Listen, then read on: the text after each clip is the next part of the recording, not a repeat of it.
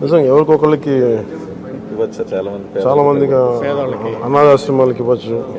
చాలా నా రిక్వెస్ట్ కూడా అందరికీ, చాలామంది విగ్రహాలు, శాల్వాస్ ఇవన్నీ తీసుకొస్తూ ఉన్నారు. వచ్చేవారందరికి కూడా ఒకటి ఏదైనా తీసుకొస్తే టోకెన్స్ భవిష్యత్తులో మన సమీప భవిష్యత్తులో రాబోయే అన్నా క్యాంటీన్స్కి అయినా మీరు కాంట్రిబ్యూషన్ లాగా ఏదైనా అలాంటి టోకెన్స్ అన్నా ఇవ్వండి. వాళ్ళకి గివ్ టు గవర్నమెంట్, మన ప్రభుత్వానికి ఇద్దాం.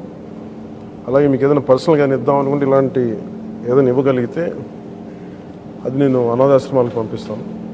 అలా కాకుండా ఈ విగ్రహాలు, శాలువాలు ఇవన్నీ నిరుపయోగంగా అయిపోతున్నాయి. ఆ విగ్రహాలకు కూడా ఏం చేయాలో తెలియట్లేదు. అందుకని దయచేసి నా విన్నపం, మా ఎంపీస్